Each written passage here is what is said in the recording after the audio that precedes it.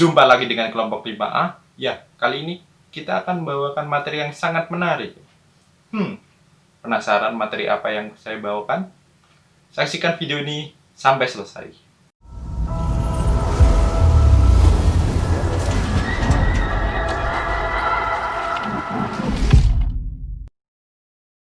Kondisi fisiologi ternak merupakan respon tubuh ternak terhadap lingkungannya. Nah, bagaimana cara kita mengetahui kondisi fisiologi ternak tersebut?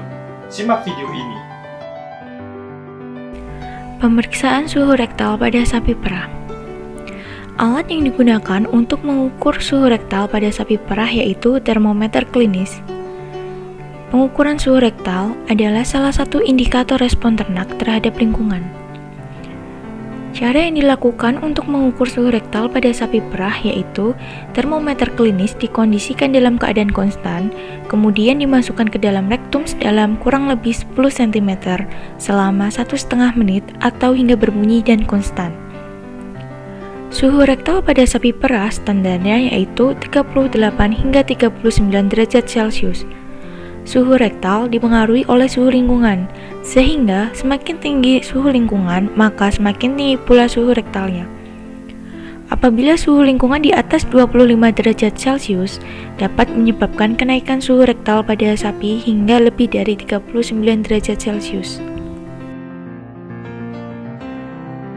Pada pemeriksaan fisiologis ternak, selanjutnya menghitung denyut nadi sapi. Kita dapat mengetahui jumlah denyut nadi menggunakan dua cara. Yang pertama, menggunakan alat stetoskop. Dengan cara stetoskop ditempel pada pangkal paha depan atas bagian kiri.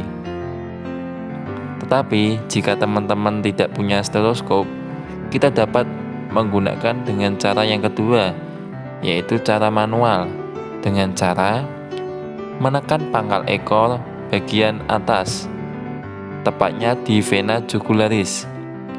Lalu kita hitung jumlah denyut nadi selama 1 menit. Kita lakukan perhitungan ini selama 3 kali ya. Kemudian kita rata-ratakan jumlah denyut nadi yang kita hitung. Tapi dalam perhitungan denyut nadi kita harus hati-hati ya, karena sapi seakan-akan bisa menendang kita.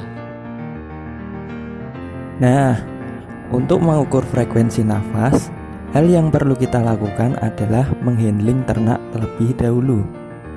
Penghandlingan bertujuan untuk mempermudah dalam pengukuran frekuensi nafas.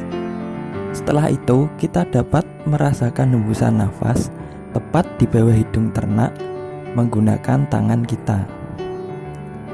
Pengukuran frekuensi nafas dilakukan selama 1 menit. Kondisi lingkungan merupakan faktor yang berpengaruh terhadap kondisi fisiologi ternak itu sendiri. Apa saja yang mempengaruhinya dan bagaimana cara kita mengukurnya? Simak video ini. Komponen yang pertama adalah suhu. Suhu lingkungan merupakan sebuah ukuran dari intensitas panas yang biasanya ditunjukkan dalam derajat Celcius. Pada sapi perah, suhu udara yang normal berkisar antara 13 sampai 25 derajat Celcius. Suhu udara atau suhu lingkungan dapat dibedakan menjadi 2, yaitu suhu dalam kandang dan luar kandang. Alat ini dinamakan termohidrometer yang digunakan untuk mengukur suhu dan kelembapan di luar kandang. Di termohidrometer ini terdapat 2 angka, yaitu angka yang di atas merupakan data suhu. Suhu udara yang tinggi akan menyebabkan stres pada ternak, sehingga suhu tubuh, respirasi, dan denyut jantung meningkat, serta konsumsi pakan menurun, mengakibatkan rendahnya produktivitas pada ternak. Komponen yang selanjutnya adalah kelembapan. Kelembapan udara adalah perbandingan temperatur uap air yang ada dalam udara. Alat yang digunakan untuk mengukur kelembapan adalah hygrometer. Cara membaca kelembapan dengan hygrometer dengan melihat data yang paling bawah. Data tersebut menunjukkan tingkat kelembapan udara. Kelembapan udara ideal bagi pemeliharaan sapi perah berkisar 50-60%. Jika tingkat kelembabannya semakin tinggi, berarti tingkat penguapannya semakin rendah, sehingga menyebabkan ternak mengalami cekaman panas karena keringat tidak dapat dikeluarkan. Saat ternak mengalami cekaman panas, maka ternak tidak mau makan, sehingga dapat menurunkan tingkat produktivitasnya. Oleh karena itu, kelembaban kandang harus diperhatikan agar ternak merasa nyaman saat berada di dalam kandang. Selanjutnya, fisiologi lingkungan yang dapat mempengaruhi produktivitas ternak yaitu radiasi matahari.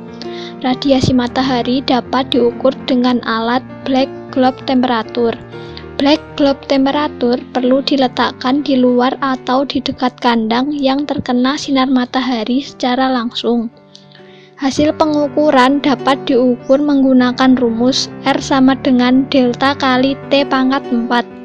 R adalah radiasi matahari, delta adalah konstanta Stefan Boltzmann, T adalah suhu mutlak dalam Kelvin. Faktor yang mempengaruhi nilai radiasi matahari yaitu iklim, ketinggian tempat, dan letak geografis.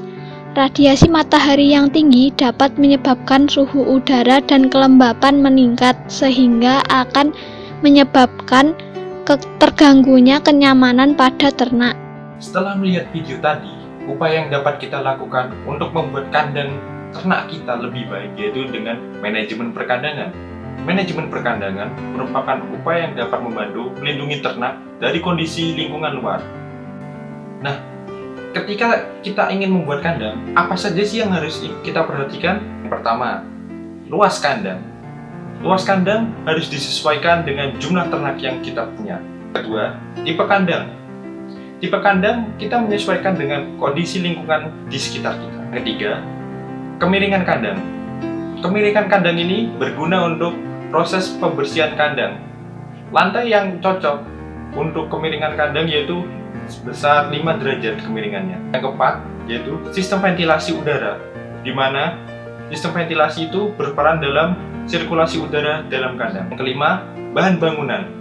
Bahan bangunan yang digunakan lebih baik menggunakan bahan bangunan yang tidak bersifat menghantar panas. Yang keenam, selokan dan tempat pembuangan limbah.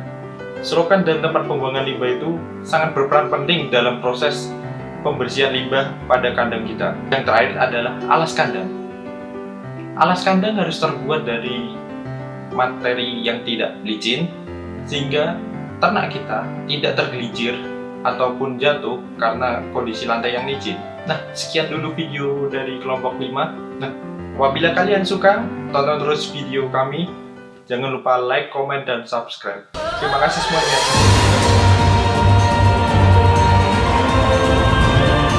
Sekian dari kelompok 5, terima kasih dan sampai jumpa.